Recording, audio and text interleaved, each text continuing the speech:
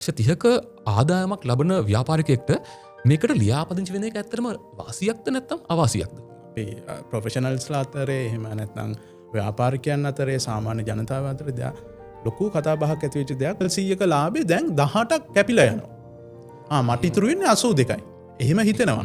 මම පෞද්ගලික පාවිච්චියට වාහනයක් ගෙන්නනවා නම් පර්සනල් මං ඉම්පෝර්ට් කරනවා නම් මට මේ බද්ද වදිනවද? එහෙම නැත්නම් කාසෙල්ලක් කරන කෙනෙක්ට විතරද මේක අදාළ වෙන්නේ කොහොමද මේක? පිරිවැටුපෙන් 2.5% වාගේ ප්‍රයිසිං. වා 100ක් වා දැන්ට සෙල් කරනවා නම් අයිටම් එකක් වා ඒකෙන් 2.5 රජයට ගෙවන්න ඕන. රජයට කරන ගෙවීම් ඔන්ලයින් කරන්න යෝජනාවක් තිබෙනවා. ඇත්තටම ප්‍රායෝගිකව ව්‍යාපාරිකයින්ට මේක බලපාන.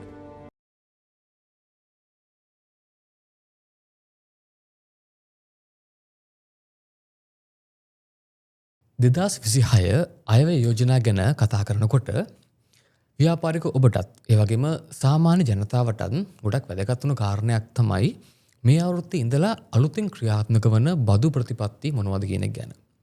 ඉතින් එතනදී වැට් බද්ද ඉඳලා වාහන ආනයන බද්ද දක්වා සිද්ධ වෙච්ච මේ වෙනස්කම් ගැන ව්‍යාපාරික ලෝකයේ ඉන්න ඔබත් සාමාන්‍ය ජනතාවත් බලාගෙන ඉන්නේ මොකක්ද මේ වෙනස්කම කියන එක ගැන. ඉතින් මේ ගැන කතා කරන්න බිස් ඇඩ්වයිසර් අපි අද ආරාධනා කරා වරලත් ගණකාධිකාරී බදු උපදේශක ප්‍රවීණ දේශක සංක ඩියල්විස් මහතාට. අයිබෝන් සංක. අයිබෝන්. අපි මුලින්ම මෙහෙම පටන් ගමු. 2026 අයවැය ඉතාම තීරණාත්මක යෝජනාවක් ගේනවා. ඒ තමයි මේ වැට් සහ SSCL එහෙම නැත්නම් අපි කියනවා මේ සමාජ ආරක්ෂණ දායකත්ව බද්ද කියලා.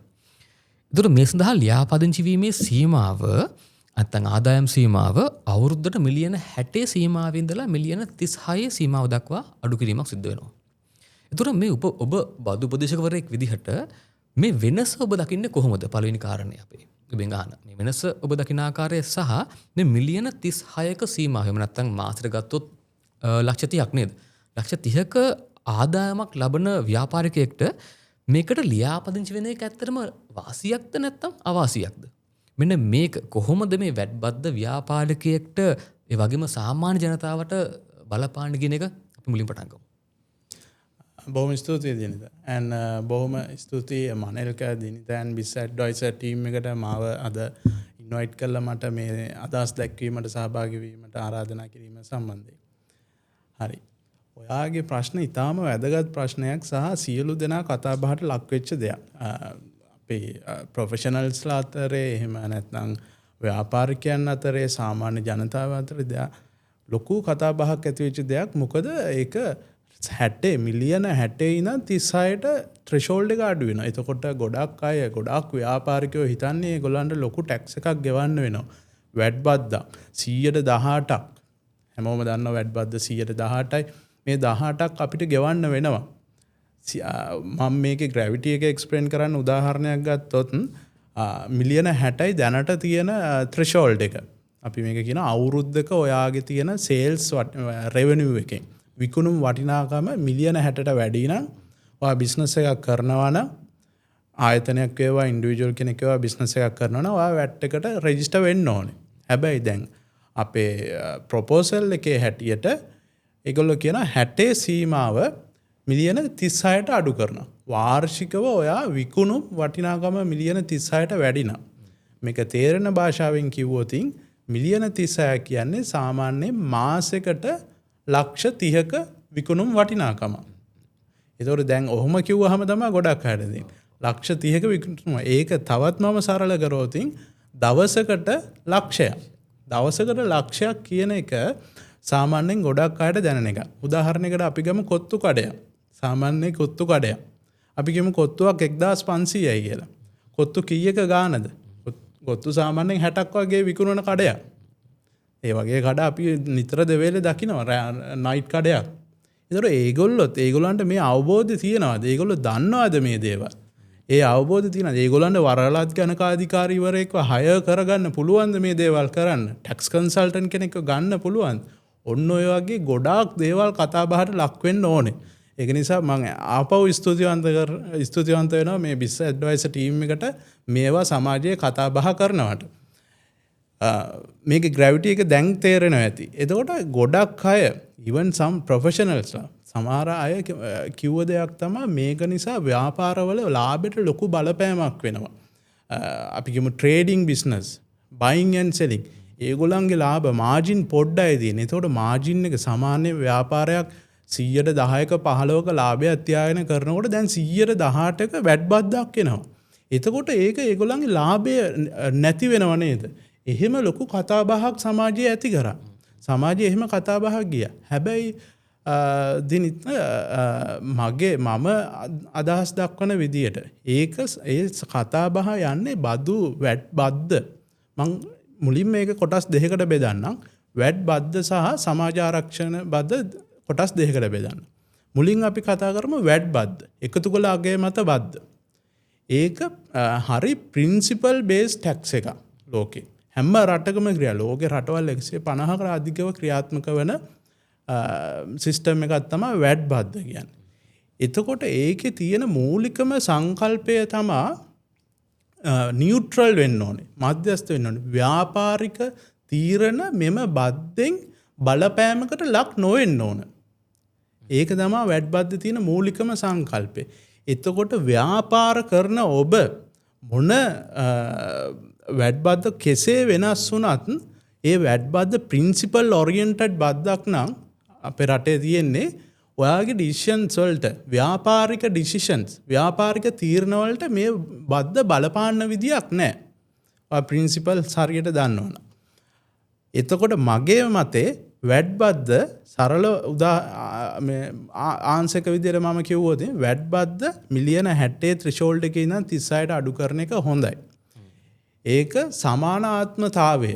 දැන් බිස්නස් තියෙන මිලියන 60ට ඒගොල්ලෝ ග්‍රෝ වෙනකොට වැට් බද්ද ගෙවන්න ඕනේ. හැබැයි අඩුයි නම් ගෙවන්න ඕනේ නැහැ. ඒක හොඳ දෙයක්. මේක මට තව ටයිම් එක දෙනවා නම් මම තේරෙන භාෂාවෙන් එක්සැම්පල් අරගෙන කියලා දෙන්නම් කොහොමද ටයිම් එක තියනවද? අනිවාර්යයෙන්. මෙහෙම හිතන්නකෝ. දැන් මම කියවනේ වැට් බද්දෙන් ඔයාගේ ව්‍යාපාරික තීරණ වලට බලපාන්න බෑ කියලා. මෙහෙම ගන්න වැට් බද්ද මම සරලව මෙහෙම එක්ස්ප්ලেইন කරන්න. යම් පුද්ගලයෙක් ඉන්නවා එයා අඹ ගෙඩියක් කඩා ගන්නවා. අඹ ගෙඩිය කඩාගෙන එයා රෙස්ටුරන්ට් එකකට ඒක විකුණනවා රුපියල් 100කට. හරිද? දැන් රෙස්ටුරන්ට් එක මොකද කරන්නේ? ඒකෙන් ජූස් එකක් හදනවා. මැංගෝ ජූස් එකක්. හදලා ඒක රුපියල් 200කට විකුණනවා. අන්න ඕක ආර්ථිකයක් කියලා හිතන්න සරල ආර්ථිකයක්. හරිද? ඒ පුද්ගලයා ආර්ථිකයට වටිනාකම් එකතු කරා. එකතු කළ අගය මත බද්ද. අඹ ගෙඩිය කඩපු පුද්ගලයා රුපියල් 100ක වටිනාකමක් එකතු කරා. මොකද්ද වටිනාකම කියන්නේ? එයාගේ ලාභය. එයාගේ විකුණුම් මිල 100යි කොස්ට් එකක් නැහැ. අඹ ගහෙන් කඩපු එකනේ. එතකොට එයාගේ ලාභය විකුණුම් අඩු කිරීම පිරිවැය ලාභය 100යි. දැන් රෙස්ටුරන්ට් එක කරන කෙනාගේ ලාභය කීයද? එයා 100ක අඹ ගෙඩිය අරගෙන ඒකෙන් ජූස් හදලා ඒක වික්ක 200කට. එතකොට එයාගේ ලාභය විකුණුම් මිල 200යි පිරිවැය 100යි. එයාගේ ලාභෙත් 100යි. ඔන්න දැන් මේ ආර්ථිකයේ පුද්ගලයෝ දෙන්නෙක් ඉන්නවා. සප්ලයි චේන් එකේ ඉන්නවා දෙන්නෙක්. සහ තුන්වෙනි එක්කෙනා අර ජූස් එක බොන කෙනා කන්සියුමර්. හරිද? දැන් මේ ව්‍යාපාරිකයන්ගේ බලපෑම තමයි මම කතා කරන්නේ. දැන් මේ ආර්ථිකයේ එයාගේ ව්‍යාපාරයේ ලබන ලාභය 100. දැන් රජය කියන්නකො ත්‍රිෂෝල්ඩ් එක අඩු කරලා රුපියල් 50ට ගේනවා වැට් ත්‍රිෂෝල්ඩ් එක. දැන් දෙන්නම වැට් වලට රෙජිස්ටර් වෙන්න ඕන කියලා කියනවා. එතකොට මොකද වෙන්නේ? දැන් ගොඩක් දිනිතට හිතෙන්නේ මොකද්ද වෙන්නේ එතකොට? එතකොට දැන් අන්තිමේදී ගාන වැඩි කරන්න එනවා අනිවාර්යෙන් අර ත්‍රිෂෝල්ඩ් එක අපිට දාන්නකොට ලාභය මොකද වෙන්නේ? ලාභය හැම තියේයි ලාභයට වෙනසක් වෙන්නේ නැහැ. ඒකට උඩින් අර ප්‍රමාණය එකතු වෙන්නේ. හැබැයි අර තරඟකාරීත්වයේදී ඔක ප්‍රශ්නයක් ඒද? ඒ කියන්නේ අන්න හොඳ පොයින්ට් එකක් දෙන්නද මම ඒක ආපහු අනිත් අයටත් පැහැදිලි වෙන විදිහට කියන්න. දැන් වැට් බද්ද ගෙනාවා කියන්නකෝ. වැට් බද්ද ගෙනාවාම සමහර දෙවිදියකට හිතන. දිනිත හිතන විදියයි තව විදියක් තියෙනවා. සමහරව හිතන අන්න මගේ රුපියල් 100ක ලාභේ අපේ මේ සුළු ව්‍යාපාරිකයෝ හිතන විදිය. රුපියල් 100ක ලාභේ දැන් 18ක් කැපිලා යනවා. මට ඉතුරු වෙන්නේ 82යි. එහෙම හිතෙනවා සමාජයේ කතා බහ යනකොට. හැබැයි ඇත්තට මේක නෙමෙයි වෙන්නේ. මොකද්ද ඇත්තටම වෙන්නේ? අන්න අඹ ගෙඩිය කඩපු එක්කෙනා රුපියල් 100ට විකුණපු එක්කෙනා එයා 100ට තව 18ක් එකතු කරලා විකුණනවා. හරිද? අන්න එතකොට කියයි ප්‍රයිස් වැඩි කියලා ඊළඟ එක්කෙනාට. දැන් රෙස්ටුරන්ට් එක ගන්න කෙනා රෙස්ටුරන්ට් එකෙන් අඹ ගෙඩියක් ගන්නවානේ. එයා ගන්න 100යි අර 118යි 118කට. හරිද? ඊට පස්සේ එයා විකුණනවා ඒක. එයා විකුණනකොට එයා රුපියල් 200ට තව 118ක් එකතු කරලා විකුණන්නේ. හරිද? එතකොට දැන් ඒගොල්ලන්ගේ ලාභයට බලපෑමක් වුණාද? ලාභයට බලපෑම මේ VAT සිස්ටම් එකේ තියෙන ඉන්පුට් ටැක්ස් ක්‍රෙඩිට් සිස්ටම් කියලා. හරිද? ඔයා ගන්න පර්චස් වලට අදාළව තියෙන VAT බද්ද ඔයාට ඔයාගේ විකුණුම් වලට අදාළ VAT බද්දෙන් අඩු කරන්න පුළුවන්. දැන් අඹ ගෙඩිය විකුණපු එක්කනාගේ විකුණුම් වලට අදාළ VAT බද්ද 18යි. ඒකෙන් එයාගේ පර්චස් වලට අදාළ ඒවා අඩු කරන්න පුළුවන්. හැබැයි මුකුත් පර්චස් නැහැ. හරිද? දැන් මේ 18 ඇත්තටම අඹ ගෙඩිය විකුණපු එක්කනාද රජයට ගෙවන්නේ? නෑ. ඔයා ප්‍රයිස් එක වැඩි කළා අර රෙස්ටුරන්ට් එකෙන් අරගෙන තමයි ගෙවන්නේ. එතකොට ඔයාගේ ලාභය අඹ ගෙඩිය විකුණපු එක්කනාගේ ලාභය 100ම තමයි. හරිද? මේක හරියට තේරුම් ගන්න. ඊට පස්සේ රෙස්ටුරන්ට් එකට අපි යන්. රෙස්ටුරන්ට් එක 118ට ගත්තට එයා 200ට තව 118ක් එකතු කරලා විකුණන්නේ. ඒ 200න් 118න් අර ගත්තු රුපියල් 18 අඩු කරනවා. හරිද? එතකොට ඇත්තටම රෙස්ටුරන්ට් එකත් එයාගේ ලාභය එහෙම්මමයි. 200න් 100 අඩු කරන ලාභෙම තමයි. හරිද? එතකොට නියුට්‍රලිටි කියන ප්‍රින්සිපල් එකෙන් කියන්නේ මේ ලාභ වලට කිසි බලපෑමක් නැහැ. ආදායමට වියදමට කිසි බලපෑමක් නැහැ VAT බද්දේ. ඒතර ඒක ගැන වරි වෙන්න දෙයක් නැහැ. ඒකෙන් මොකද්ද වෙන්නේ එතකොට? ඔයා කිව්වා වගේ දිනිත තරඟකාරීත්වය. දැන් හිතන්න සමාජයේ කම්පැනිස් තියෙනවා ඔබ වගේම හරි අමාරුවෙන් පටන් අරගෙන දියුණු කළා අවුරුද්දකට ලක්ෂ 600ක ප්‍රමාණික විකුණුම් ගේන කම්පැනිස් තියෙනවා. එහෙම අය තමයි VAT බද්දට ගොඩක් රෙජිස්ටර් වෙන්නේ. හරිද? ඒගොල්ලෝ බිස්නස් කරනකොට අපිට නිතරම එන කම්ප්ලේන් එකක් අපි මාකට් එකට ප්‍රොඩක්ට්ස් දානවා අපේ ප්‍රයිස් වැඩි අර සාමාන්‍ය කෙනෙක්ගේ ප්‍රයිස් එකට වඩා. මොකද අර 118 ඇඩ් වෙන්න ඕනේ. අන්න කම්පිටිටිව්නස් එක නැහැ. හරිද? සමාජ කොට්ටාසයක් ව්‍යාපාරිකයෝ කොට්ටාසයක් වැඩිපුර වාසි ලබනවා අර කොට්ටාසයට වඩා ප්‍රයිස් එකෙන්. එතකොට ප්‍රයිස් එක අඩු එකටනේ ඩිමාන්ඩ් එක වැඩි. අරගොල්ලන්ගේ ප්‍රයිස් එක වැඩි. අන්න සමාජ සාධාරණත්වය ඇති කරන්න මේක අඩු කරන එක හොඳයි. හැම ව්‍යාපාරයකටම යනවා. ව්‍යාපාරේ ලාභ වලට බලපෑමක් වෙන්නේ නැහැ. එතකොට ව්‍යාපාරිකයන්ගේ පැත්තෙන් ඒක ගොඩක් හොඳ දෙයක්. හරිද? සමාජ සාධාරණත්වය ඇති වෙනවා. ව්‍යාපාරිකයන්ට කම්පිටිටිව්නස් එක ඇති වෙනවා. ඒක මම දකින්නේ මේක ඉන්ක්‍රීස් කරපු එක හොඳ දෙයක්. අනික වැට් මූලධර්ම වල තියෙන මේ හැම බාන්ඩ් එකම ආර්ථිකයක තියෙන හැම බාන්ඩ් එකට හෝ සේවාවකටම මේ වැට් බද්ද අය කරන්න ඕනේ. මේක අය කරන්නේ නැත්නම් තමයි අසමතුලිතතා ඇති වෙන්නේ. අසමතුලිතතා ඇති වෙන්නේ. හරිද? ඒක එකක්. ඊට පස්සේ ටයිම් එක තියෙනවාද SSCL එක පැත්තට මම හැරෙන්න? ඔව් ඒ වගේම මට තව පුංචි දෙයක් ඇඩ් කරන්න ඕනේ එකතු කරන්න ඕනේ. දැන් මේකේ ව්‍යාපාරිකයක පැත්තෙන් මම හිතන්නේ අපි සම්පූර්ණ අවබෝධයක් දැන් අපිට ආවා. ව්‍යාපාරයට කොහොමද මේක බලපාන්නේ කියන එක අන්තිමේදී පාරිභෝගිකයාට 118ක් වැඩි වෙනව නේද? එයා දැන් කෙනෙක් කියන්න පුළුවන් අපි දැනටමත් ඉන්නේ මම කියන පාරිභෝගිකගේ පැත්තෙන්. අර අපි ගත්ත වගේ කොත්තු උදාහරණය දැන් මම කලින් කොත්තුවක් කෑවේ 18 නම් මම එතකොට තව 118ක් වැඩිපුරද මම කොත්තුවක් කන්න වෙන්නේ කියන්නේ මිනිස්සුන්ට මේ ජීවන බර කියන එක තව ටිකක් වැඩිපුර දැනෙයිද කියලා හිතන්න පුළුවන්. ඒක කොහොමද? එහෙම වේද ඇත්තටම නැත්තම් මේක මොකද ඒ කියන්නේ අන්තිමට මිනිස්සුන්ට නේද මේක එන්නේ? ඔව් ඒක තමයි ඕකේ ඉන්ඩිරෙක්ට් ඉෆෙක්ට් එක. මේක ඉන්ඩිරෙක්ට් ටැක්ස් එක නේ. ඕක තමයි මේකේ ඉන්ඩිරෙක්ට් ඉෆෙක්ට් එක. එතකොට ඇත්තටම ඕකෙන් ඇත්තටම පාරිභෝගිකයට ඇත්තටම මේක කන්සම්ප්ෂන් ටැක්ස් එකක්. වැට් කියන්නේ හැම වෙලේම පාරිභෝගිකයා තමයි බද්දේ බර දරාගන්නේ. බද්දේ ඇත්තටම බර. ව්‍යාපාරිකයන්ට කලබල වෙන්න දෙයක් නැහැ. ව්‍යාපාරිකයෝ ඒකට රෙජිස්ටර් වෙන්න ඕනේ. ඔබ ගවර්න්මන්ට් එකේ නියෝජිතයෙක් වැට් එකේදී. හැබැයි පාරිභෝගිකයන්ට ගෙවන්න වෙනවා. ඔබ කිව්වා වගේ ඒගොල්ලන් ඒකට වරි වෙන්න පුළුවන්. හැබැයි ඔයා හිතන්න මම සුපර් මාකට් එකකට ගිහිලා ගන්න ලොකු හරි මොකක් හරි ලොකු ව්‍යාපාරිකයෙක්ගෙන් ගන්න බාණ්ඩ එකත් මේක තියෙනවා නම් නිකන් කඩේකින් නිකන් රෙජිස්ටර් වෙච්ච නැති කඩේකින් ගන්න බාණ්ඩෙත් ඒක තියෙන එක සාමාන්‍ය දෙයක්. ඒක සමාජයේ සාධාරණත්වයට අවශ්‍ය දෙයක්. හැමෝටම ඒක තියෙන්න ඕන. එකම ප්‍රශ්නේ වෙන්නේ රජයේ මම දැක්ක බජට් එකේ අරමුණක් විදියට ඒගොල්ලන්ගේ තියෙනවා ඍජු සහ වක්‍රබදු අනුපාතය. දැන්ට තියෙන ලෙවල් එකෙන් වැඩි අනුපාතයක් ඍජු බදු වලට ගේන්න. 60ක් වගේ මට මතක විදියට. 60කට ඍජු බදු ගේනවා නෑ 75කට ඍජු බදු ගේනවා 125කට වක්‍ර බදු ගේනවා. හරි එහෙම අනුපාතයක්. කොහොම හරි වැඩි කරන්න. හරිද? ඒ අනුපාතය මට හරියට මතක නෑ. හැබැයි එහෙම වැඩි කරන්න බලාපොරොත්තුවක් තියෙනවා.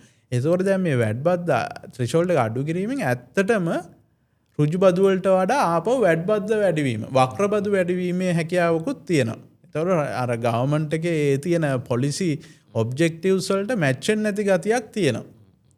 එහෙමනම් ඒගොල්ලෝ ආපහු ඉන්කම් ටැක්ස් මේ තියෙන ප්‍රතිශතයට වඩා වැඩි කරන්නේ. දැන්ටමත් 3%න් එකක් වාගේ ගෙවන්න ඕනේ වාගේ ආදායමෙන්.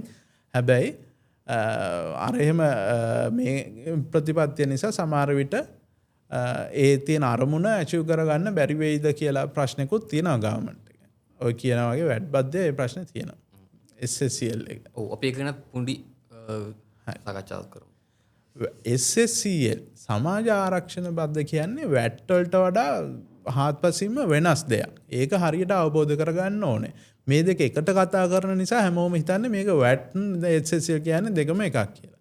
SSCL කියන්නේ ව්‍යාපාරයක් කරනකොට ඒ ව්‍යාපාරයේ තියෙන ටර්න්ಓවර් එක පිරිවැටුප. කියන්නේ විකුණුම් මත ඔයා ගෙවන්න ඕන ටැක්ස් එකක්. අන්න ව්‍යාපාරිකයන්ට බලපානවා. හරිද? අන්න ඔයාගේ ව්‍යාපාරයෙන් 2.5ක ප්‍රොෆිට් එකේ මාජින් එකෙන් 2.5ක් රජයට ගෙවන්න වෙනවා. ඒක ව්යාපාරිකයන්ට බලපානවා. SSCL එක අඩු කරන එක. 130ට අමතරව තව 2.5ක් ප්‍රොෆිට් එකෙන් කොහොමද දැනට 130ක ටැක්ස් එකක් තියෙනවා. ඊට අමතරව තව 2.5ක. ඒක ප්‍රොෆිට් එකෙන් 2.5ක් කියන එක නෙමේ හරි ක්‍රමය. පිරිවැටුපෙන් 2.5ක්. ඔයාගේ ප්‍රයිසිං ඔයා 100ක් ඔයා දැන්ට සෙල් කරනවා නම් අයිටම් එකක් ඔයා ඒකෙන් 2.5ක් රජයට ගෙවන්න ඕනේ. 100 කියන වටිනාකමෙන්. ඔන්න එතකොට ව්‍යාපාරිකයෝ ප්‍රැක්ටිකලි බලනවා ඒක කස්ටමර්ට දාන්න. ආපහු කස්ටමර් තමයි ඒක ගෙවන්නේ. එයා කලින් 100ට විකුණ හින්දපු භාණ්ඩය ඒගොල්ලෝ දැන් 102.5ට තමයි විකුණන්න හදන්නේ. ඔය වගේ ප්‍රශ්න එන්න පුළුවන්. කැස්කේඩින් ඉෆෙක්ට් කියලා අපි කියනවා. ඒ වගේ දේවල් වෙන්න පුළුවන් ආර්ථිකයේ. බෑ ඒක 2.5ක වැලියු එකක්. ඒකේ තියෙනවා ඉෆෙක්ට් එකක් ව්‍යාපාරිකයන්ට. වැට් එකේ ඉෆෙක්ට් එක විදියට මම දකින්නේ ව්‍යාපාරිකයන්. අපි මේ අද වැඩිපුර කතා කරන්නේ ව්‍යාපාරිකයන්ටනේ. ව්‍යාපාරිකයන්ට තියෙන ඉෆෙක්ට් එක විදියට මම දකින්නේ ඇත්තටම ඇඩ්මිනිස්ට්‍රේටිව් බර්ඩන් එක. ඔයා සාමාන්‍ය කොත්තු කඩයක් කරන කෙනෙක් කියන්නේ. ඔයාට චාර්ටර්ඩ් ඇකවුන්ටන්ට් කෙනෙක්ව හය කරන්න පුළුවන්ද ඔයාගේ මේ බදු කටයුතු කරගෙන යන්න? ඒ වගේ දෙයක්. හරි විශ්වාසවන්ත කෙනෙක්ව. මම දැකලා තියෙනවා ගොඩක් දැන් මේ බිස් ඇඩ්වයිසර් ටීම් එක මනල්කගේ ටීම් එක වගේ විශ්වාසවන්ත ටීම් එකක් ඔයාට හය කරගන්න පුළුවන්ද? ඒ වගේ. හැබැයි ඔයාට පුළුවන්කම තියෙන්න ඕනේ. ඒකේ ප්‍රතිලාභ වැඩි. අපේ මනල්කලා ඒ වගේ ටීම් එකක් හය කරගන්නවා නම් ඒකේ ප්‍රතිලාභ වැඩි. මොකද අපි දකිනවා ඇත්තටම ප්‍රැක්ටිකලි මේවා හරියට ප්‍රොපර්ලි උනේ නැත්නම් ඒකේ තියෙන කොස්ට් එක ඊට වැඩි. පෙනල්ටි වදිනවා, ඉන්ට්‍රස්ට් වැදිනවා, අන්තිමට හිරේ යන ලෙවල් එකට ඇවිල්ලා තියෙනවා සමහර ඒවා. ඒක නිසා ඒ වගේ විශ්වාසවන්ත තැනකට යන එක වටිනවා. හැබැයි ඒකම යන්න ශක්තිය තියනවාද, හැකියාව තියනවාද, දැනුම තියනවාද කියන එක තමයි ඊළඟ ප්‍රශ්නේ. ඒ ප්‍රශ්නේ අපි දැනට එහෙම පොඩ්ඩක් ඉතුරු කරමු. ඒක අපි ඉස්සරහ තියෙන ප්‍රශ්නයක්. ඉතින් අපි බලමු ඉදිරියේදී ව්‍යාපාර කොහොමද අපි මෙතනට තියෙන්න ඕනේද? ස්ටාර්ටින් පොයින්ට් එකක් තියෙන්න ඕන හැම දෙයකටම. ඒකින්ද අපි හිතමු ටිකෙන් ටික හරි ව්‍යාපාරෙම සඳහා යමු වෙයි කියන එක. හරි. අද දවසේ අපි කතා කරන දෙවෙනි කාරණය අපි දන්නවා මේ පහුගිය වසරේ අගභාගයේදී SWAT එක ක්‍රමය අහෝසි වුණා. ඒ වගේම විනිවිදභාවයෙන් යුතු රිෆන්ඩ් ක්‍රමයක් ගෙනවා කියලා තමයි මේකට යෝජනා වුණේ. ඒ වගේම මේක දැනට ක්‍රියාත්මක වෙනවා සහ මෙතනදී මේ අපනයනකරුවන් මේ SWAT එක ඔවුන්ට ලොකු සහනයක් වෙලා තිබුණේ ඔවුන්ගේ මුදල් හිර නොවි තියාගෙන යන්න. මෙතනදී මේක අහෝසි කළාම අපනයනකරුවන්ගේ මුදල් ප්‍රවාහණයට නැත්නම් මේ මුදල් ප්‍රවාහයට එහෙම නැත්නම් මේගොල්ලෝගේ මේ කෑෂ් ෆ්ලෝ එකට මේකෙන් මොකද වෙන්නේ? බලපෑමක් වෙනවද? එහෙම නැත්නම් ඇත්තටම රජයට පුළුවන්ද මාස ආසන්න වශයෙන් මාස 2ක් වගේ කාලයක් තමයි නේද? මාස 2ක වගේ කාලයකින් මේක රිෆන්ඩ් කරන්න. එහෙම නැත්නම් මේක ආපහු ව්‍යාපාරිකයන්ට ලබා දෙන්න රජයට පුළුවන්ද? සහ වර්තමානයේත් මේක වෙනවා. මේ ගැන පොඩි අදහසක් අපි එකතු කරලා. ඔව් දැන් මෙහෙම ඇහුවට සමහර විට අපේ මේක බලන සුළු ව්‍යාපාරිකයන්ට තේරෙන්නේ නැති වෙන්න පුළුවන්. ඒක නිසා මම පොඩි එක්ස්ප්ලනේෂන් එකක් දෙන්නම් මොකද්ද මේ වෙන්නේ කියන එක. හරිද? දැන් simplified VAT system එහෙම නැත්නම් suspended VAT system. හරිද? මෙහෙම සිස්ටම් එකක් තිබ්බා. ඇයි මේක තිබ්බේ? අපි මේක ගේන්න කලින් පෙර තත්ත්වය පොඩ්ඩක් බලමු. ඔයා අපනයනයක් කරනකොට, ඒ කියන්නේ භාණ්ඩ පිට රටකට යවනකොට වැට් බද්ද එකතු කළාගේ මත බද්ද රජයෙන් කියනවා 0% බිඳුවයි. අපි කියමු රුපියල් 200ක් අපනයනය කරා. රුපියල් 200. එතකොට වාගේ වැට් බද්ද බිඳුවයි. අර අඹ උදාහරණයම ගමු. අඹ ගෙඩිය අපනයනය කරා. ජූස් එක අපනයනය කරා. රුපියල් 200යි. එතකොට වාගේ විකුණුම් මත බද්ද බිඳුවයි. වාගේ මිලදී ගැනීම මත බද්ද 100න් 18යි. අන්න බිඳුවෙන් 18 ඔයා අඩු කරනවා. හරිද? අන්න එතකොට මොකද වෙන්නේ? බිඳුවෙන් 18 අඩු කරලා ඔයාට එතකොට ගෙවන්න එකක් තියෙනවද? ඔයාට බද්දක් ගෙවන්න නෑ එක්ස්පෝර්ට් කෙනෙක් විදියට. ඔයාට තියෙන්නේ රජයෙන් ඔයාට අය වෙන්න ඕනේ. බිඳුවයි. ඔන්න ඔය ක්‍රමය මගහරවා ගන්න තමයි මේ සස්පෙන්ඩඩ් වැට් සිස්ටම් කියන එක රජය ගෙනාවේ. මේ අතීතය ගැන අපි බැලුවොත් වැට් ෆ්‍රෝඩ් තිබ්බා. ඒ වගේ ඔය රිෆන්ඩ් සිස්ටම් එකේ ලොකු රිෆන්ඩ් එනකොට ෆ්‍රෝඩ්ස් තිබ්බා, ලොකු ෆ්‍රෝඩ්. ඒ වගේ දේවල් වළක්වන්න තමයි මේ SWAT සිස්ටම් එක අපේ නිලධාරීන් කල්පනා කරලා ගෙනාවේ. ඒකෙදි ඇත්තට මේක හොඳ ඉෆෙක්ටිව් සිස්ටම් එකක්. ඇඩ්මිනිස්ට්‍රේටිව්ලි වැඩ වැඩි සිස්ටම් එකක් ව්‍යාපාරිකයෝ දන්නවා. වැඩ වැඩි හරි ඉස්සර දෙයක් අපිට කියනවා හරි ඉස්සර දෙයක් මේක නම් අර සප්ලයි කරන අය කියන අපෝ ඔක අයින් වෙච්ච එක නම් හරිම හොඳයි. එහෙමත් කියනවා සප්ලයි කරන අය. හැබැයි එක්ස්පෝර්ටර්ස්ලාට එන ප්‍රශ්නේ තමයි වැදගත්. හරිද? SWAT එකෙන් උනේ ඔයා අර 18 රජයෙන් ආපහු ගිහිල්ලා ඉල්ලනව වෙනුවට ඇයි ඔයා ඉල්ලන්නේ? අර ඉන්පුට් එක ගෙව්ව නිසා.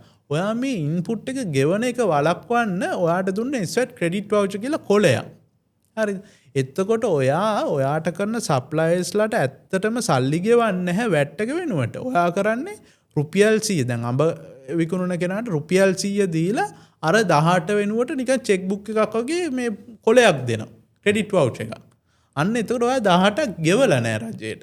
දැන් ඔයාගේ රිෆන්ඩ් එකට මොකද වෙන්නේ? අවුට්පුට් එක බිඳුවයි ආපහු රිෆන්ඩ් එකක් ගන්න ඉන්පුට් එකක් ගෙවලා නැහැ. බිඳුවයි. එතකොට කිසි ප්‍රශ්නයක් නැහැ. කෑෂ් ෆ්ලෝ එකට ප්‍රශ්නයක් නැහැ. එහෙම ලස්සනට ගියා සිස්ටම් එක. එකම ප්‍රශ්නේ අර ඇඩ්මිනිස්ට්‍රේටිව් බර්ඩන් එක විතරයි. හරිද? අර සප්ලයර්ස්ලාට තියෙන දැන් අඹ ගෙඩිය විකුණන කෙනා ඒක සිස්ටම් එකකට ගිහිල්ලා අර කොලේ හම්බෙන කොලේ ආරක්ෂා කරගෙන තියාගෙන ඒ වගේ වාදයක් විදින්න උනා. හැබැයි වෙන කිසි ප්‍රශ්නයක් තිබ්බේ නෑ ඒ සිස්ටම් එක. හොර වැඩ උනේ නෑ වැට් රිෆන්ඩ් ගන්නකොට.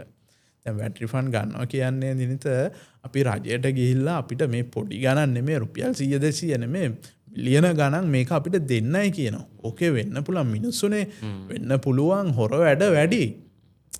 කෙනෙක් රජයේ බල යම් කිසි බලතලයක ඉන්නේ යාට ඒක රිජෙක්ට් කරන්න පුළුවන් වෙන කියන්න පුළුවන් මට මෙහෙම කරොත් විතරයි මම දෙන්නේ. ඒ වගේ දේවල් ප්‍රැක්ටිකලි වෙන්න පුළුවන් වෙලා තියෙනවා. හරිද? ඒක වළක්වලා තමයි ඔක ආවේ. දැන් ආපහු රජය කියනවා මේක අයින් කරා කියලා. දැන් අයින් කරලා තියෙනවා. හරිද? දැන් ඔයාගේ ප්‍රශ්නේ මේක ගැන මොකද්ද මේ සිස්ටම් එකේ වෙන්නේ කියලා. ඇත්තටම අයින් කරලා ගෙනාවේ risk based refund system කියලා. අවදානම් පාදක කරගත් බදු ආපසු ගෙවීමේ ක්‍රමයක් ආවා.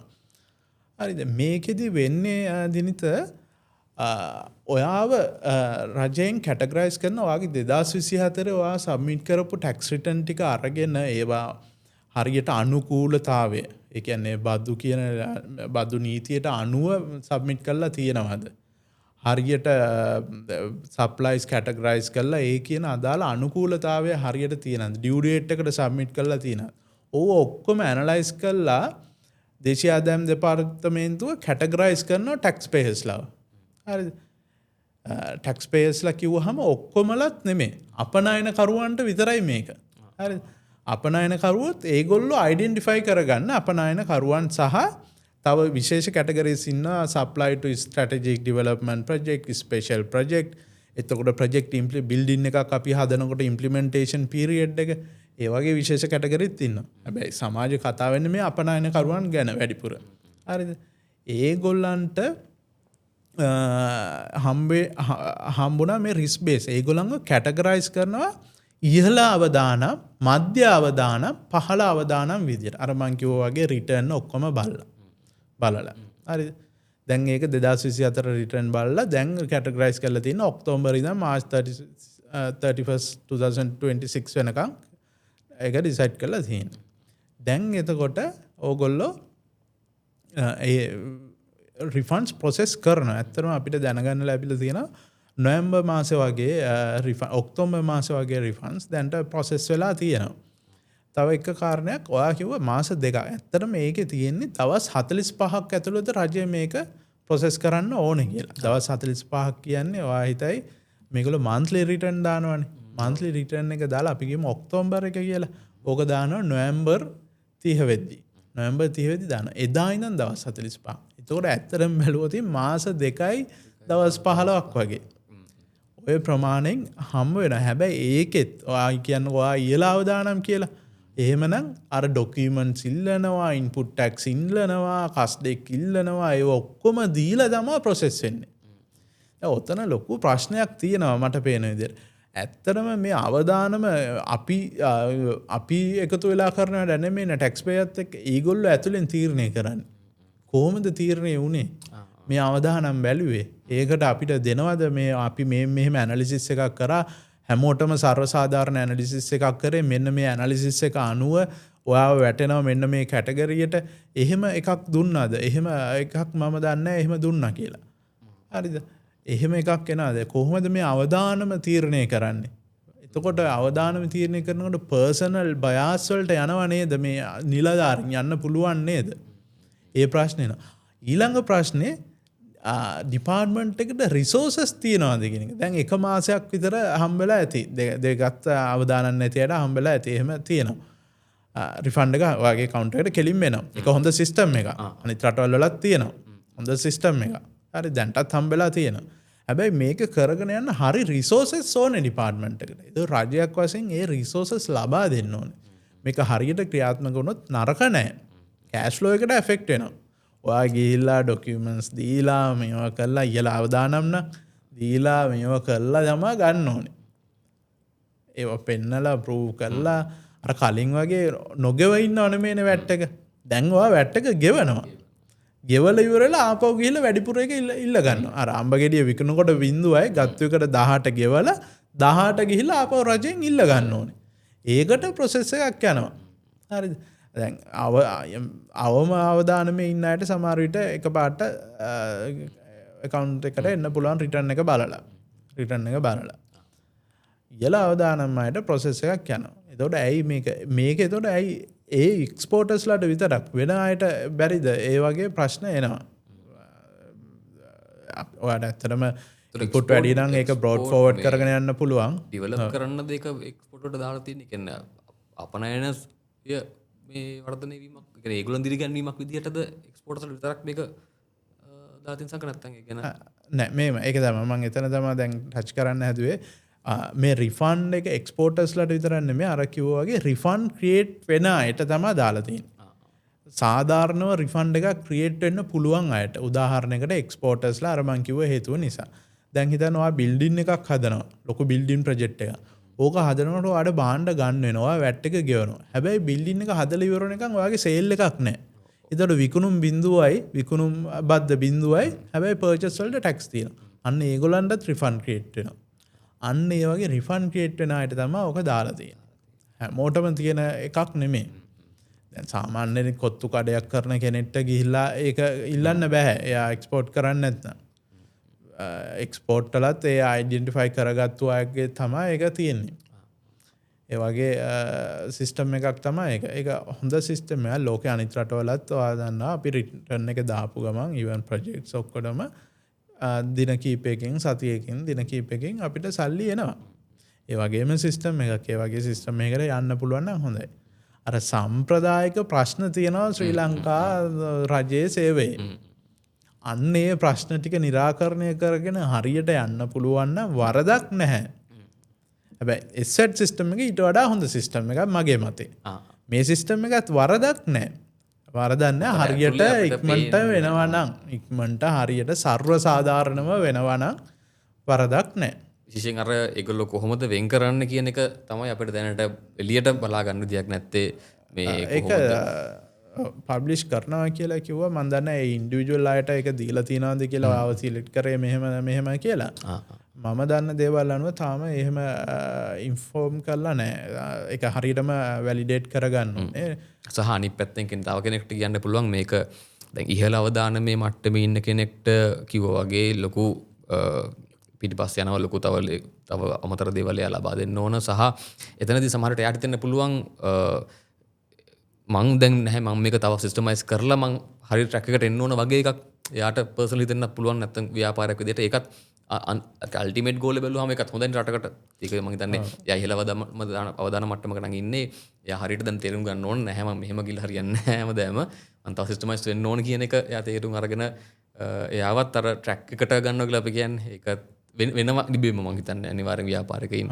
ওই විදිහට උනහම හොඳ පොයින්ට් එකක් ඒක අපි නිතර දකින දෙයක් තමයි සමහර වෙලාවට අපි හැම වෙලේම ගවර්න්මන්ට් එකට බ්ලේම් කරනවා අපි දකිනවා සමහර අය බිස්නස් අය කතා කරාම මේ ගවර්න්මන්ට් එක ටැක්ස්ම කරනවා රිමේව් එක ඔඩිට් එකක් ආවම හරි වදයක් අපිට දෙන්නේ එහෙම කියලා කියනවා හැබැයි අපි මධ්‍යස්ථව වරලත ගණකාධිකාරින් විදියට බැලුවොත් චාර්ටර්ඩ් ඇකවුන්ටන්ට්ස්ලා වගේ ඇත්තරම සමහර ඒවා ඇත්තරම ප්‍රශ්න තියෙන ඒවා තියෙනවා සමහර ඒවා තියෙනවා ওই ප්‍රශ්න වෙන්නේ හරි ප්‍රොපර් රෙකෝඩ්ස් නැතිකම හරි ලේඛන නැහැ ඔයාගේ හරි සිස්ටම් එකක් නැහැ ඔයා මේක කරන විදිය හරි නැහැ ඊට පස්සේ රජයෙන් ඉල්ලුවාම ඔයාට දී ගන්න බෑ ඉන්ෆර්මේෂන් අන්න එතකොට ඔයා රජයට බයින්නවා මේගොල්ලෝ හරිය අදයක් දෙන්නේ අපිට බිස්නස් එක කරගෙන යන්න දෙන්නේ මේ ඩොකියුමන්ට්ස් ඉල්ලන අපි ඩොකියුමන්ට්ස් බලන්නද අපිට බිස්නස් කරන්න බැරිද ගොඩාක් මැසිවිලි එනවා හැබැයි ඒකේ මූලික ප්‍රශ්නේ මොකද්ද? ඔයා බිස්නස් එක ස්ටාර්ට් කරන තැන ඉඳන්ම හරියට පිළිවෙලට යන්න ඕනේ. මේ මනෙල්ක මම දන්නවා කම්පැනි රෙජිස්ටර් කරලා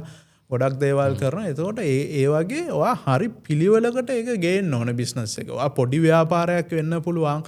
ඔයාගේ මට්ටමින්. ඔයාට තව කෙනෙක් හය කරන්න බැරි නම් ඔයාගේ මට්ටමින් හරි ඔයා ඒක හරි පිළිවෙලට ආදායම් වියදම් ඔක්කොටම ඩොකියුමන්ට්ස් තියාගෙන පිළිවෙලට යන්න ඕනේ.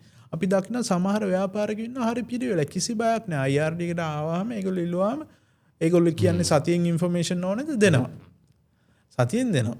තව එකක් ඔය ඉන්ෆර්මේෂන් කියද්දි මට මතක් වුණේ ඔය IRD ඉල්ලන ඉන්ෆර්මේෂන් හරියට හම්බුනේ නැත්නම් ඒගොල්ලන්ට වැට් මේ ක්‍රමය අයින් කළා දාලා ඉන්න පුළුවන්. ඒගොල්ලන්ට ඒ අදාළ පුද්ගලයා සම්බන්ධයෙන් ඉන්ෆර්මේෂන් දෙන එක හරි වැදගත්. ඔයා රෙකෝඩ්ස් පිළිවෙලට තියාගන්න එක තමයි හැමදේම වැදගත්. ඒතකොට ඒක පොඩ ඔයා කිව්වා වගේ ඉම්ප්‍රූව් වෙන්න පුළුවන් මේ සිස්ටම් එක නිසා ආර්ථිකයේ. ඒක හොඳ දෙයක්. හොඳයි. ඉතින් අපි ඒ වගේම දැන් තව දෙයක් තමයි මෙතනදී මේ බදු ප්‍රතිපත්තියත් එක්ක මේ වාහන ආනයන ගැන. වාහන ආනයනය පහුගිය වසරේ ලිහිල් කරා. ඉතින් ඒත් සමගම ලොකු වාහන ප්‍රමාණයක් පැමුණුන ලංකාවට. ඉතින් මේතනදී මේ ලොකු කතාබහක් තිබුණ දෙයක් තමයි වාහන ආනයන කිරීමේදී සහ නිෂ්පාදනයේදී SSCL බද්ද අය වෙනවා. නමුත් තොග සහ සිල්ලර විකිණීමේදී ඒ නිදහස් කරනවා. එතකොට 2026 අයවැය ලේඛනයේ සඳහන් වුණා සරලව මේක අපිට සරල පොඩ්ඩක් පැහැදිලි කරගන්න පුළුවන් වේද මම පෞද්ගලික පාවිච්චියට වාහනයක් ගෙන්නනවා නම් පර්සනල් මං ඉම්පෝර්ට් කරනවා නම් මට මේ බද්ද වදිනවද එහෙම නැත්නම් කාසෙල්ලක් කරන කෙනෙක්ට විතරද මේක අදාළ වෙන්නේ කොහොමද මේක වෙනස සිද්ධ වෙන්නේ ඇත්තටම ඒක මෙහෙමයි අපේ SSCL සාමාන්‍ය SSCL කියන එක වදින ක්‍රම හතරක් තියෙනවානේ පුද්ගලයා හතර ඉම්පෝර්ට් එකක් කරද්දී manufacturing ඊට පස්සේ wholesale and trading ඊට පස්සේ service කරන. ඔන්න ඔය කැටගරිස් හතරට තමයි SSCL එක එන්නේ. හැබැයි SSCL පනතේ HS codes වලින් හඳුනාගත්තු වාහන ඉම්පෝර්ට් කරද්දී SSCL එක වදින්නේ නැහැ කියලා exemption එකක්. වදු නිදහස් කිරීමක් දීලා තිබ්බා. හරිද දීලා තියෙනවා. හරිද ඒක නිසා වාහන ඉම්පෝර්ට් කරද්දී SSCL නැහැ. හැබැයි ඔයා බිස්නස් එකක් විදියට වාහන සෙල් කරද්දී බිස්නස් එකක් විදියට ඔයාට SSCL එක charge කරන්න ඕන. ඉම්පෝර්ට් පොයින්ට් එකේදී නැතුණාට. හරිද? එහෙම SSCL එක තිබ්බා. හැබැයි දැන් දැක්ක දෙයක් තමයි ඉම්පෝර්ට් කරද්දී SSCL වදින්නෙත් නැහැ. සමහරු පර්සනලි ඉම්පෝර්ට් කර ගන්නවා. ඉම්පෝර්ට් කරලා පර්සනල් නෙමෙයි ඒක මහා පරිමාණයෙන් වෙනවා. රජය ඒක ඔබ්සර්ව් කරලා තිබ්බා. මහා පරිමාණයෙන් ඉම්පෝර්ට් කරලා එයා එස්ටැබ්ලිෂ් නැති වුණාට එයා වාහන කීප විකුණනවා. ඒතකොට SSCL එක එතන නැහැ. SSCL කියලා බද්දක් අය වෙන්නේ නැහැ. ඒගොල්ලෝ ඒක අවොයිඩ් කරලා තිබ්බා. ගොඩක් ව්‍යාපාරවල ඒක නීතිය ඒගොල්ලන්ව අහුවෙන්නේ නැහැ බදුණු දැලට. හරිද? ඒක වළක්වලා දැන් රජය කියන්නේ අප්‍රේල් ඉඳන් 2026 අප්‍රේල් ඉඳන් ඒගොල්ලෝ ගේන්න තාම බිල් එකක් මොකුත් ඇවිල්ලා නැහැ. ඒගොල්ලෝ ගේන්න හදනවා ඉම්පෝර්ට් කරන පොයින්ට් එකේදීම SSCL වදිනවා වෙහිකල් එකට. එතකොට ප්‍රශ්නයක් නැහැ. එතකොට ඔය කියන එක ප්‍රශ්නයක්වත් එන්නේ නැහැ. පර්සනල් whatever වා ඉම්පෝර්ට් කරනකොට වාහනයක් ඉම්පෝර්ට් කරනවනේ ඒ පොයින්ට් එකේදී ටැක්ස් එක වදිනවා. එතකොට ආපහු වික්කද කාර් සේල් එකක්ද වික්කේ තනි පුද්ගලයෙක්ද වික්කේ මොකක්ද වික්කේ ඔය ඕවා හරි සංකීර්ණ ඇනලිසිස් මේ ඇක්ට් එක දිහා බැලුවාම ඒ සංකීර්ණතාවය එන්නේ ඉම්පෝර්ට් කරද්දී කස්ටම් එකෙන්ම SSCL එක charge කරනවා වාට ගෙවන්න වෙනවා 2026 අප්‍රේල් ඉඳන් එහෙම ප්‍රොපෝසල් විතරයි මේ ඔක්කොම මේවා ප්‍රොපෝසල් ඒක තාම අපි දැක්කේ නැහැ ඉම්ප්ලිමන්ට් වෙන්න බිල් එකක් ඇවිල්ලා තියෙනවා ඒතර ඒ කියන්නේ කෙනෙක්ට කිතුනොත් ඔන්න දැන් අප්‍රේල් වල වාහන මිල වැඩි වේ දැන් ඕකනේ අන්තිමේදී අපිට මිනිස්සු උතරට යන්න දැන් මේක අලුතා බද්දක් කියනවා සාමාන්‍ය මනුස්සයට තේරෙන විදියට කිව්වොත් එහෙම ඔන්න දැන් අප්‍රේල් වල වාහන ගණන් එන්න යන්නේ තව බද්දක් අලුතෙන් ගන්නවා එහෙම වෙයිද මේක ලොකු ප්‍රමාණයක්ද කියන ප්‍රමාණය පොඩ්ඩක් අපිට අයිඩියා දුන්නොත් කොච්චර ප්‍රමාණයකින්ද මේක එකතු වෙන්නේ කියලා ඒක නම් ඇත්තටම දිනිතර තියෙන ලොකු ප්‍රශ්නයක් වගේ මට වෙන්නේ වාහනයක් ගන්න බලාගෙන ඉඳලා වාහනයක් වාහනයක් ගන්න කොහොමද කියන එක. ඔව් මෙහෙම එකක් තියෙනවා. ඉතින් ඒක 2.5ක් වදිනවා කියන්නේ ඉතින් යම් කිසි ප්‍රමාණයක වැඩිවීමක් තමයි. ඒක වෙන්න පුළුවන්. ඒක හැබැයි දැන් ඔය වාහන මිල ගත්තාම එක එක කතා එනවා. වැඩි වෙනවා කියනවා. ඕ මේ වෙන එහෙම නෙමෙයි. ඉතින් තමන්ට වාහනයක් ඕන නම් ඒ අවස්ථාවේදී ගන්න පුළුවන්. ඕක ගැන හිතන්නේ නැතුව 2.5ක ප්‍රමාණයක් වැඩි වෙනවා. ඒක ඉම්පෝර්ට් එකේදීම වැඩි වෙනවා. ඒක වෙන්න පුළුවන් දෙයක්. හැබැයි දිනිත මගේ උපදෙස් ඇවිල්ලා වාහනය ගන්න ඕනකම තියෙනවා නම් වාහනයක් ගන්න අලුත් වාහනයකට යන්න ඕනකම තියෙනවා නම් රයිට් ඕකේ ඉතින් ඒ වගේම අපේ අවසාන ප්‍රශ්නය අද පොඩ්කාස්ට් සීරීස් එකේදී අපිට දැනගන්න පුළුවන්ද සංක පොඩ්ඩක් පැහැදිලි කිරීමක් ගන්න පුළුවන්ද 2026 ජනවාරි 15 වෙනිදා ඉඳන් රජයට කරන ගෙවීම් ඔන්ලයින් කරන්න යෝජනාවක් තිබෙනවා. ඉතින් මේකට e-invoicing ක්‍රමය හරහා පොස්ට් මැෂින් බදු දෙපාර්තමේන්තුවට අපි දන්නවා IRD එකට සම්බන්ධ කරන්නත් යෝජනාවක් තියෙනවා. ඇත්තටම ප්‍රායෝගිකව ව්‍යාපාරිකයින්ට මේක බලපාන්නේ කොහොමද? මේ e-invoicing කියන එක ව්‍යාපාර කරන අයට මොන වගේ බලපෑමක් තියෙනවද එතනදී? ඔව්. ඇත්තටම මෙහෙම එකක් තමයි. ඕක ඇත්තටම ජනවාරි කියලා කිව්වට ඒක දැන් මේ එහෙම ඉම්ප්ලිමන්ට් වෙලා නැහැ. මම මෙහෙම බෑග්ග්‍රවුන්ඩ් එකක් දෙනවා. දැනටත් රජයට කරන බදු ගෙවීම මට ඔන්ලයින් ගෙවන්න පුළුවන්. ඕනම බැංකුවකින් ගෙවන්න පුළුවන්. ඔන්ලයින් තමයි ගොඩක් අය ගෙවන්න නිසා ලේසිම ක්‍රමය ඒක තමයි. අතන ගිහිල්ලා පොලිමේ ඉඳලා ගෙවනවා කියන්නේ සමහර බැංකු වලින් ගෙවන්න බෑ. ස්ලිප් එකක් නැහැ. ඒක තමයි ලේසිම ක්‍රමය. ඔන්ලයින් ගෙවන එක හරි. හරිද? ඒක තිබිය යුතු ක්‍රමයක්. ලෝකේ හැම තැනකම තියෙන ක්‍රමයක්. හරිද? ඒක තනිකරම ඔන්ලයින් කරනවා කියන එක පොඩ්ඩක් බලන්න ඕනේ අපිට දෙකම තියෙන්න ඕන. හරිද? දැන් මම යන්නම් e-invoicing කියන එක පැත්තට. e-invoicing. දැන් රජය IRD එක ඉෂුව කරා ගැසට් එකක් නෝටිස් එකක් ඉන්වොයිස් එක තියෙන්න ඕන කාරණා පිළිබඳව. ජනවාරි ඉඳන් ඉෆෙක්ටිව් වෙනවා කියලා දැන් ආපහු නෝටිස් එකක් දාලා තියෙනවා. ඒක ඉෆෙක්ටිව් ඩේට් එක කල් යවනවා. ඒක ප්‍රැක්ටිකල් රීසන් නිසා තව ඩිස්කස් කරනවා. මම හිතන්නේ සමහර ටැක්ස් පේයර්ස්ලා කියලා මෙන්න මේ රෙගියුලේෂන් වලට කම්ප්ලයි වෙන්න බෑ. ඕකත් ලොකු ප්‍රශ්නයක් රජයේ. පෞද්ගලික කාලේ මම දැකපු දෙයක් තමයි රජය එක බදු ප්‍රතිපත්ති ගෙනාවට පස්සේ කල් දානවා. දැන් අර නන් රෙසිඩන්ස්ලාට ටැක්ස් එකක් ගෙනාවා ලෝ එක ගෙනාලා ඒක ආපහු කල් දානවා. ඒ වගේ. ඉතින් ඒ කරන්න කලින් ඇත්තටම ටැක්ස් කන්සල්ටන්ට්ස් ලාගෙන් ටැක්ස් පේයර්ස් ලාගෙන් උපදෙස් අරගෙන ඕනේ කරන්න. අපි ඒක දකිනවා අනිත් රටවල් වල. අපි අනිත් රටවල් එක්ක වැඩ කරද්දී අනිත් රටවල් වල ආදායම් ඔතොරිටිස් එක්ක වැඩ කරද්දී අපි දකිනවා ඒගොල්ලෝ කන්සල්ටේෂන් එක අරගෙන තමයි මේ ඉම්ප්ලිමන්ට් කරන්නේ. හැබැයි මේකෙදි ඒක මම පොඩ්ඩක් ලංකාවේ IRD එක ගැන නෙගටිව් මයින්ඩ් එකකින් ඉන්නේ. ඒගොල්ලෝ එහෙම කරන්නේ නැහැ කියන එක. පස්සේ තමයි ගන්න ඉම්ප්ලිමන්ට් කරාට පස්සේ ඔන්න කමෙන්ට්ස් ගන්නවා. ඊට පස්සේ කට්ටිය ගිහලා කියන මෙහෙම බෑනේ මෙහෙම බෑනේ කියලා. එතකොට ඔන්න කල් දානවා. ඒක හරියන්නේ නැහැ රජයකට විශ්වාසෙ බින්දලා.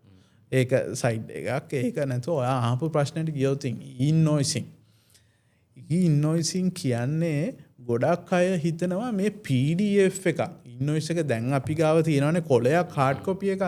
ඒ hard copy එක නැතුව ඔයා PDF එකක් එක ඊමේල් එකකින් තව එකකට යවන එක කියලා. document digital document එක PDF. ඒක නෙමෙයි ඇත්තටම e-invoicing කියන්නේ. මේ අද e-invoicing කියන එක ලෝකේ හැම තැනකම තියෙනවා. ගොඩක් රටවල් වල තියෙනවා. මේ දවස්වල UAE ඉම්ප්ලිමන්ට් වෙනවා. හරිද? විවිධ මොඩල්ස් තියෙනවා ඒකට. හරිද? ඒ වගේ ඒකේ වෙන්නේ ඔයාගේ සිස්ටම් එක ගිණුම් කරන සිස්ටම් එක තියෙනවා කියන්නේ. ඒකේ ඔයා දැන් ඉන්වොයිස් එකක් ඉෂුව කරනකොට ඔයා data enter කරනවා. හරිද?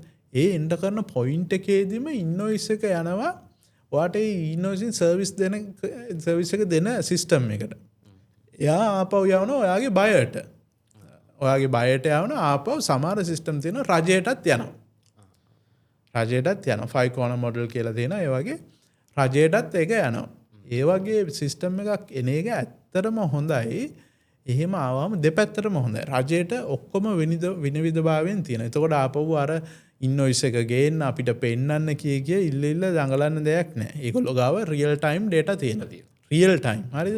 මේක මාසෙකින් පස්සේ යනව නෙමෙයි. හරියට ඉම්ප්ලිමන්ට් වුණා නම් ඉන්වොයිසින් සිස්ටම් එකක්. හරිද? අර තියෙන වෙන ලෙවල් නෙමෙයි. හරි ඉන්වොයිසින් සිස්ටම් එකක ඒක වෙනවා.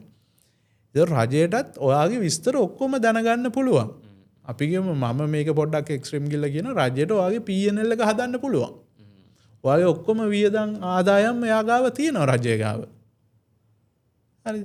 ඔයාගේ මුළු P&L එකම රජයට ඔයාගේ ඔක්කොම ගනුදෙනු රජය දන්නවා. ඔයාට රජයට ඕන ඔයාගේ VAT return එක හදන්න පුළුවන්. ඔයාගේ tax computation එක කරන්න පුළුවන්. ඔක්කොම කරන්න පුළුවන්. එහෙම ආවොත් හරියට comprehensive system එකක් ආවොත්. comprehensive system එන්න ඕනේ. හරිද? ඔයාගේ පැත්තෙන් ව්‍යාපාරිකයටත් ඒක වාසි නෑ. දැන් කලින් මං කිව්වේ රෙකෝඩ් කීපින් තමයි ප්‍රශ්න කියලා. දැන් මේ e-invoicing system එක ආවම ඔයාගේ ඔය ඔක්කොම ප්‍රශ්න විසඳෙනවානේ. ඔඩිට් කරනකොට ඩොකියුමන්ට්ස් ගෙනියන්න ඉන්වොයිස් දෙන්න ඒ කතා නෑනේ. ඔක්කොම විසඳෙනවානේ. ඔක්කොම ඩොකියුමන්ට්ස් ටික. ඒතකොට ඊට අමතරව අපි දැකලා තියෙනවා සමහර ෆ්‍රෝඩ්ස් කම්පැනි ඇතුලේ වෙන ෆ්‍රෝඩ්ස් තියෙනවානේ. ඒවැදිත් ඔය ඩොකියුමන්ට් ප්‍රශ්නේ තමයි වෙන්නේ. දැන් ඔයා ඕන කෙනෙක් විදියට කම්පැනි එක ඕන කෙනෙක් විදියට ඔයාගේ සිස්ටම් එකේ එන්ටර් වෙන data රජයත් දන්නවා, ඔයත් දන්නවා. ඒක confidential. හරිද? confidential තමයි රජයත් දන්නවා, ඔයත් දන්නවා. ඒතර ඔයා දන්නවා මේක සිස්ටම් එකක් කරහා රිවිව් වෙලා තමයි යන්නේ. මගේ මේ ඉන්න particular employee කෙනෙක් එයා ඔයාට සැකයි fraud එකක් කරනවා කියලා. එයාම විතරක් නෙමෙයි මේක රිවිව් වෙලා යන්නේ. සප්ලයර්ත් දන්නවා, ඔයාගේ බයර් දන්නවා. එතකොට රජය දන්නවා. ඒ වගේ අවස්ථා කීපකෙන් රිවිව් වෙනවා. අන්න එතකොට ඔයාට හිත සැනසෙල්ලේ ඉන්න පුළුවන් ව්‍යාපාරිකයෙක් විදිහට. ඒ සිස්ටමයිස් නේ. අන්න සිස්ටම් ගේන එකේ ඉම්පෝටන්ස් එක. කොස්ට් එක අඩු වෙනවා. අර ඇඩ්මිනිස්ට්‍රේටිව් බර්ඩන් එක නැතුව යනවා. අන්න ඒ වගේ පොසිටිව් පැත්තක් තියෙනවා. නෙගටිව් පැත්ත ඇවිල්ලා ඔයා ඒකට යම්කිසි ඉන්වෙස්ට්මන්ට් එකක් කරන්න වෙයිද? මේ සිස්ටම් එකකට ගන්න එක දැන් අපි දකිනවා අනිත් රටවල් වල ඉම්ප්ලිමන්ට් කරනකොට යම්කිසි කොස්ට් එකක් දරන්න වෙනවා.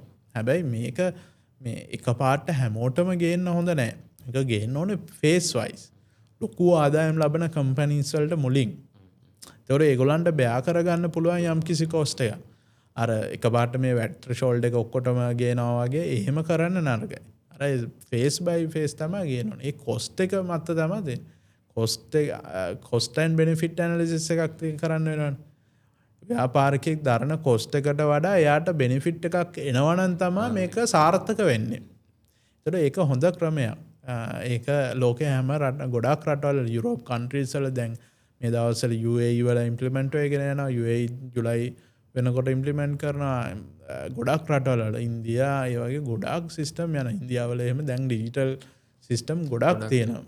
ඒ වගේ මේක ඇත්තටම ඉම්ප්ලිමන්ට් කරන්න පුළුවන් දෙයක්. ඉම්ප්ලිමන්ට් කළ යුතු දෙයක්.